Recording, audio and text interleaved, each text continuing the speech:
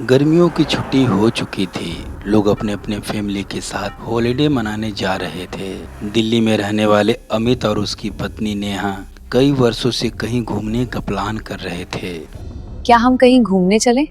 हाँ, बहुत अच्छा विचार है। कहाँ चलना चाहती हो? Hill station? शिमला या मनाली? परफेक्ट, मनाली चलते हैं। हाँ, और ट्रैकिंग भी करेंगे। बन गया प्लान। नेहा को हमेशा से बर्फीले पहाड़ और शांत जगह बहुत पसंद थी। एक दिन अमित ने कहा, इस बार भीड़ भाड़ वाली जगह नहीं, किसी शांत पहाड़ी इलाके में चलते हैं। कुछ ही दिनों बाद दोनों निकल पड़े हिमालय के एक छोटे और कम प्रसिद्ध हिल स्टेशन की ओर।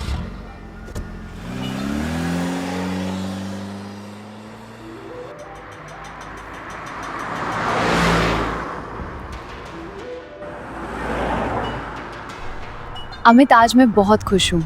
क्यों? लोकेशन पर चलकर बताऊंगी।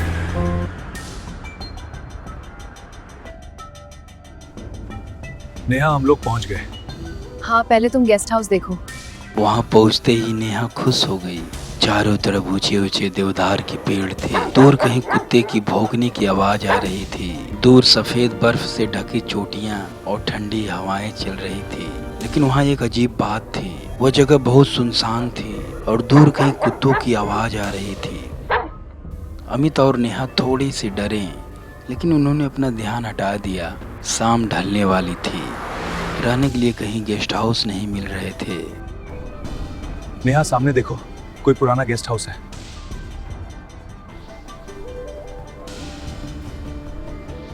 कुछ समय बाद उन्हें एक पुराना गेस्ट हाउस दिखाई दिया।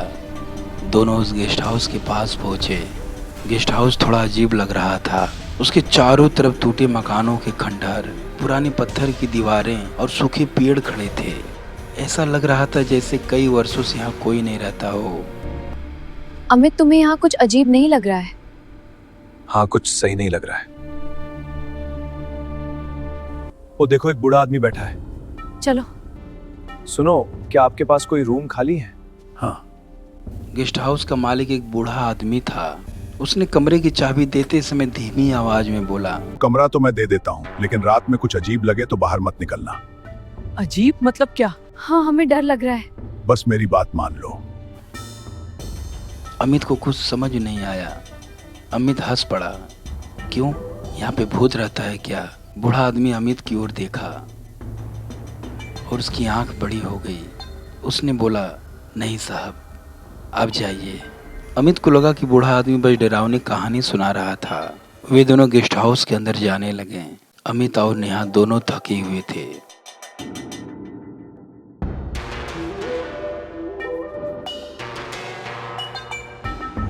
शाम के समय दोनों कमरे में आराम कर रहे थे। बाहर कुत्ते की आवाज थोड़ी ज्यादा बढ़ गई।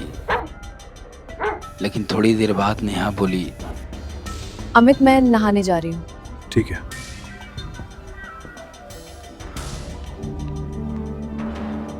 मोबाइल बंद कर देना। नेहा बाथरूम में चली गई। बाथरूम से पानी की आवाज आने लगी।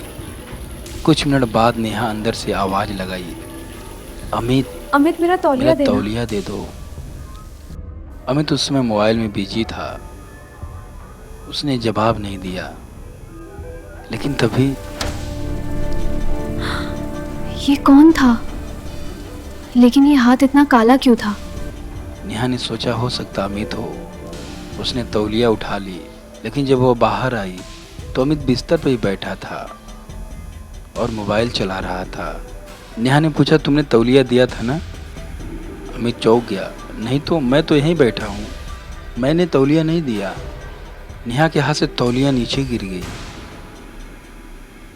दोनों ने बाथरूम के दरवाजे को देखा और कमरे में एक अजीब सन्नाटा फैल गया। नेहा सोचने लगी, आखिर अमित तौलिया नहीं दिया तो किसने दिया? तभी नेहा को एहसास हुआ कि उसके पीछे कोई खड़ा है। नेहा जैसे पीछे मुड़ के देखी, कोई नहीं था। नेहा किचन में चली गई। अब रात हो चुकी थी।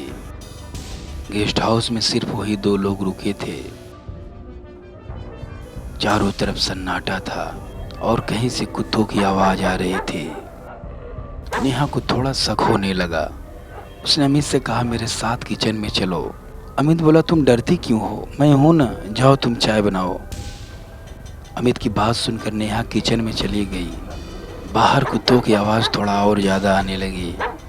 किचन बहुत पुराना था।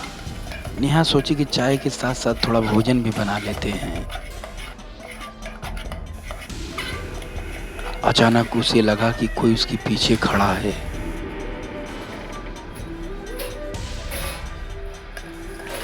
फिर वह काम करने लगी, लेकिन कुछ सेकंड बाद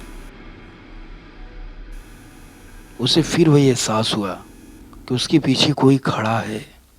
नेहा डरने लगी और वह किचन से बाहर जाने को सोच ही रही थी, तभी अचानक उसके सामने एक विशाल प्रेत खड़ा हो गया और सेकेंडों में वो गायब हो गया।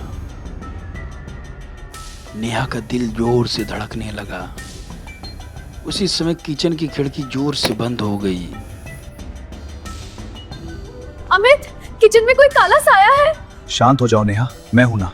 लेकिन वो था, मुझे डर लग रहा है। कोई नहीं है। अमित ने उसे समझाया, ऐसा कुछ नहीं है जैसा तुम सोच रही हो। नेहा डरी हुई थी। वह बार बार अमित को कहना चाह रही थी कि कोई इस घर में है, हम दोनों के सिवा इस घर में और भी कोई है। लेकिन वो था, मुझे डर लग रहा है। कोई नहीं है, तुम सुरक्षित हो। नेहा, रात 2 बज रहे हैं, चलो सोते हैं, सुबह जल्दी जाना है। लेकिन अमित, मुझे नींद नहीं आ रही। कोई बात नहीं, चलो लेट जाते हैं।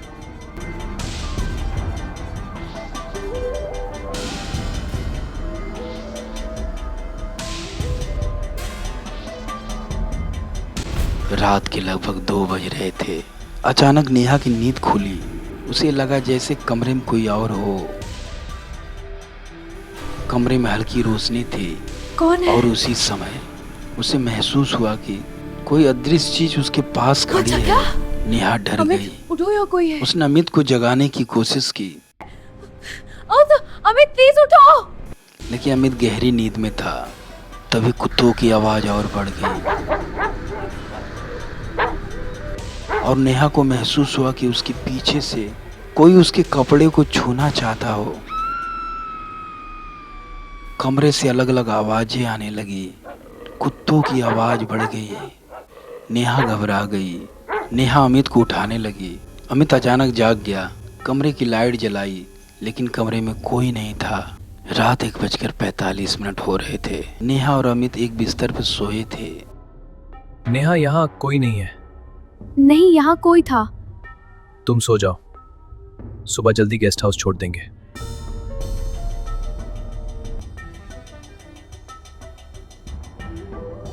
तभी अचानक नेहा को महसूस हुआ कि उसके सीने पे कोई बैठा है। उसकी अचानक आंख खुल गई और नेहा अपने सामने एक विशाल प्रेत को देखती है। अब नेहा चिल्ला उठी। नेहा, क्या क्या हुआ? शांत हो जाओ। डर लग रहा है अमित, मुझे मत छोड़ना। चीख इतना ज्यादा जबरदस्त थी कि अमित घबरा कर उठ गया। कांपती हुई नेहा अमित को बोली, अमित इस गेस्ट हाउस में कोई है। नेहा बार बार कहती रही कि मेरे सीने पे एक प्रेत बैठा था, लेकिन अमित सुनने को तैयार नहीं था। नेहा कांप रही थी। सुबह हुई। सुबह होते ही दोनों ने गेस्ट हाउस छोड़ने का फैसला किया और दोनों गेस्ट हाउस से निकल गए। लेकिन जाते समय अमित ने उस बूढ़े मालिक से पूछा, यहाँ रात में अजीब चीजें क्यों होती हैं?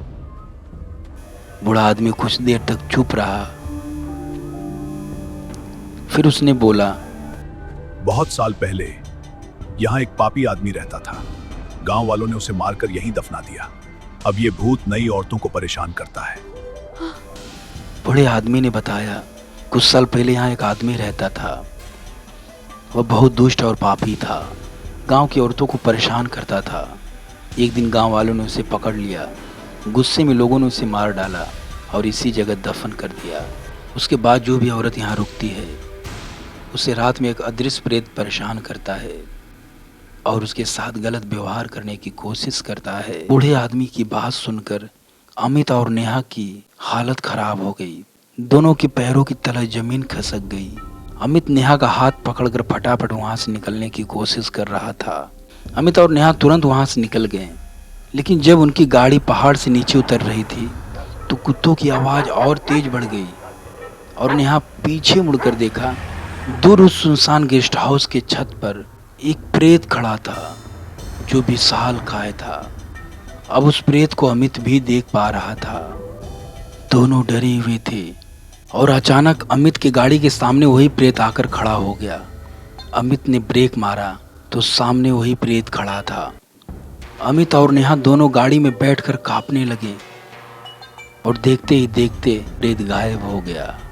और उस दिन के बाद उन्होंने कभी सुनसान पहाड़ी जगह में रुकने की हिम्मत नहीं की, क्योंकि कुछ जगहें सिर्फ खाली नहीं होती, वहाँ कोई अदृश्य चीज पहले से रहती है।